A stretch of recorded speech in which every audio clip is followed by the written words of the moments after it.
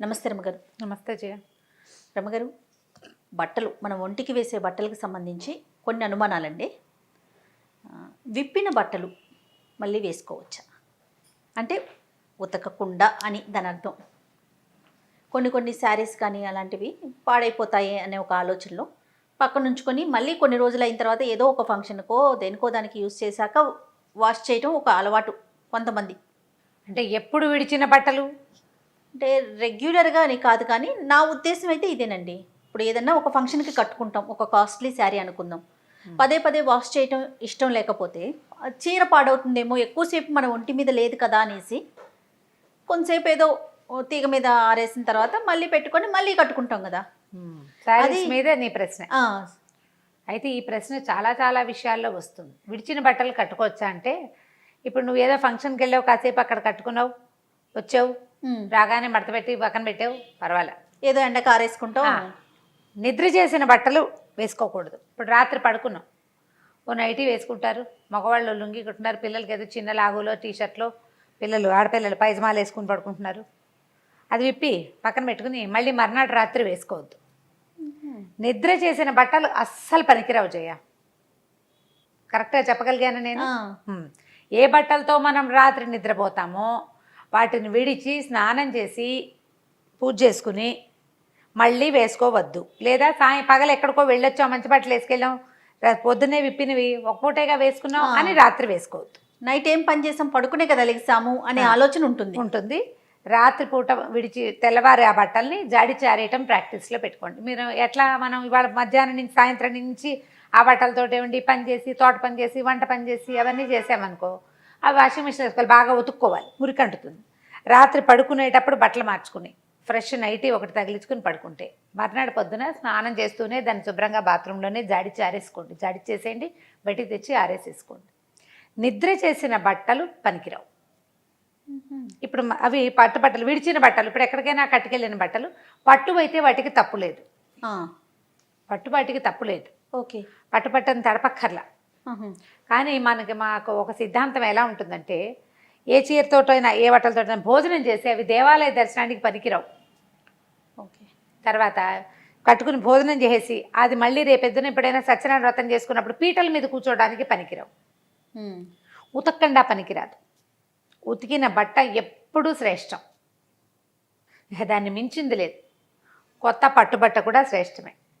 పట్టుబట్ట ఎంత శ్రేష్టమో ఉతికిన పాతదైనా సరే నూలు బట్ట అంత మంచిది, ఉతికి ఆరేసింది మంచిది. పూర్వం ఏం చేసేవాళ్ళంటే ఇళ్లలో దండేలు ఉండేవి. దండం ఇంట్లోపలండి, ఇంట్లో ఇళ్లలోనే ఒక పక్కన ఏ వంటిళ్ళ దగ్గర ఆట ఓ పైన ఒక వాసం కట్టి పెట్టేవాళ్ళు బట్టలు ఆరేసుకోవడానికి.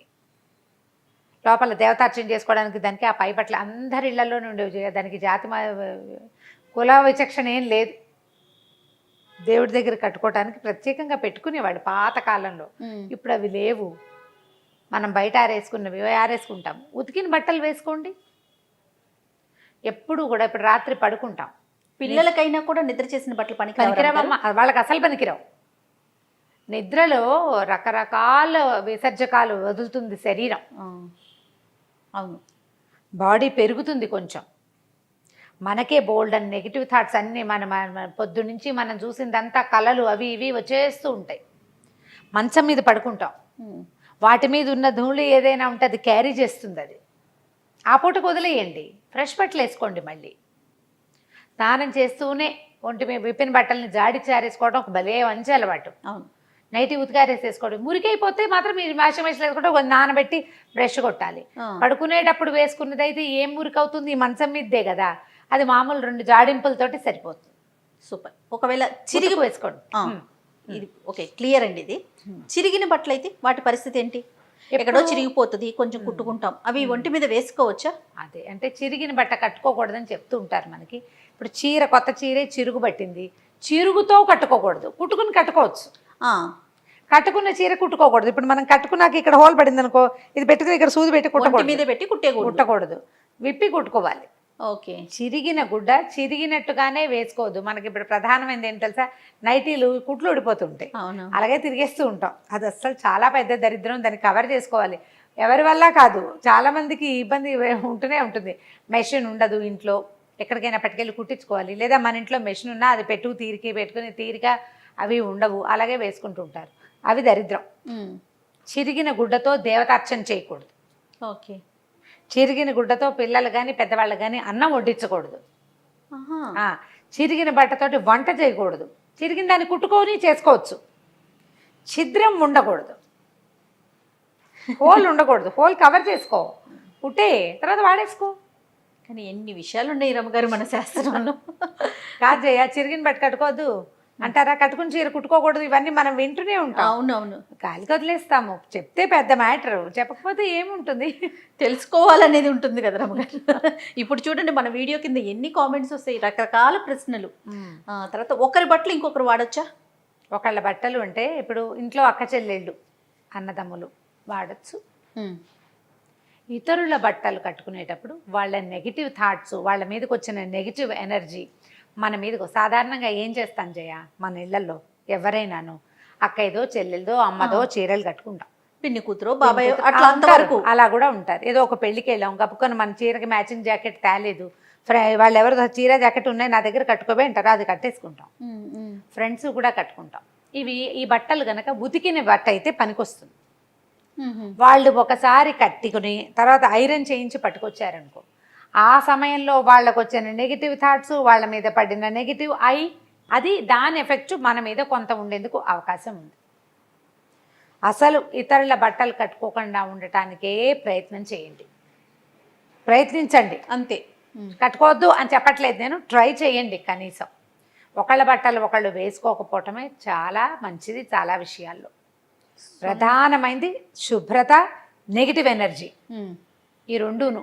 ఇప్పుడు వాళ్ళ స్వెట్, వాళ్ళు వేసుకున్న పెర్ఫ్యూమ్ అదంతా మనం భరించాలి కదా.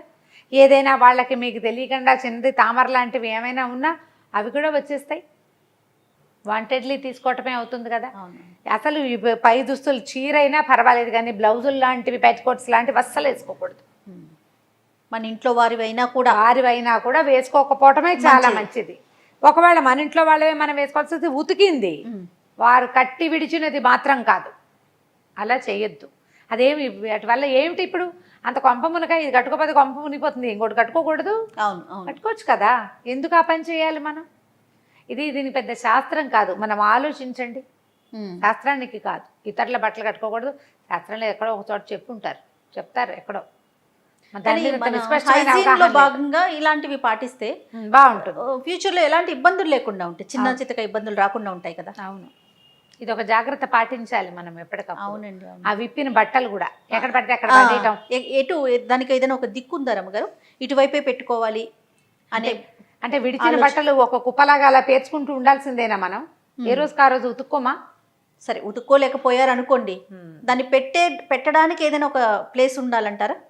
ఏదైనా ఒక బిన్ దాంట్లో వేసుకుని, సూపర్ ఐడియా. మాసిన బట్టలు ఒక దాంట్లో వేయటం ఇప్పుడు అవకాశం ఉంది. ఇది వరకు పెట్లు ఉండేవి, విడిచిన బట్టలకు ఒక పెట్టెలు పెద్ద పెద్దవి, సందుకాలో ఏమిటో తమాషాగా ఉండేది, దాని పేరు గుర్తు రావటంలా నాకు.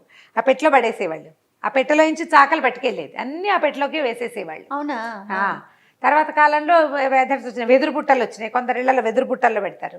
ఇప్పుడు ఏంటంటే మనకి ప్లాస్టిక్ దాంతో బల్చటిది, అది అక్కర్లేదు అనుకుంటే దాంట్లో ముడిచేసి ఒక పక్కన తగిలించచ్చు కూడా. ఆ బిన్స్ పెట్టుకోండి, పిల్లల గదిలో ఒకటి పెట్టడం, మన గదిలో ఒకటి పెట్టుకోవటము. నైరుతి వైపుకి పెడితే కొంత మంచిదేమో జయ. అంటే దానికే పెద్ద దిక్కులు, నాకు ఆ వివరం తెలీదు. నేనేమనుకుంటానంటే నైరుతిలో బరువు పెట్టచ్చు, పాత సామాన్లు పెట్టచ్చు, ఇనుప వస్తువులు పెట్టచ్చు, కాస్త కూస్త చెత్త కూడా నైరుతి వైపు పెట్టచ్చు అంటారు. అందుకని ఇవి కూడా అటు పెట్టుకోవచ్చేమో అని అనుకుంటాను. మా ఇంట్లో బిన్ను నైరుతి వైపుకే ఉంటుంది. నీ బట్టలు నిలబెట్టాం. ఇప్పుడు ఏవి నిలబెడతాం? ఈ బయటకు కట్టుకెళ్లే చీరలు బట్టలు ఉంటాయా, అవి 5-6 పూలు చేసి ఒకేసారి ఉతకాలనుకుంటాం. అవి తప్ప రోజువారీ మాసిన బట్టలు కానీ తీసేసిన దుప్పట్లు ఎప్పటికప్పుడు ఉతుక్కోండి, అది మంచిది. నిలవపెట్టద్దు, అదంతా నెగిటివ్ ఎనర్జీ చేయాలి. అవన్నీ నెగిటివ్ ఎనర్జీసే, అట్లా ఉంచద్దు. హైజీన్ కాదు, శుభ్రం కాదు. అక్కడ దోమలు చేరుతాయి ప్రధానంగా. ఏదైనా వాటిలో చిన్నవి తడి పొడి టవల్స్ ఏమైనా పడిపోయినాయంటే బ్యాక్టీరియా డెవలప్ అవుతుంది. ఎందుకు వచ్చిన తలనొప్పి మనకి? ఎప్పటికప్పుడు చేసేయచ్చు కదా. ఎప్పటికప్పుడు చేయండి, ఇల్లు శుభ్రంగా ఉంటుంది. హైజీన్ కూడా కొంత మెయింటైన్ అవుతూ ఉంటుంది దానివల్ల. అసలు బెడ్షీట్ మారిస్తేనే ఎంత కంఫర్ట్గా అనిపిస్తుంది రమ్మగారు, హాయిగా ఉంటుంది. మార్చగానే చాలా హాయిగా అనిపించేస్తుంది. అదే రైట్ అమ్మగారు, నమస్తే. నమస్తే చెయ్యి.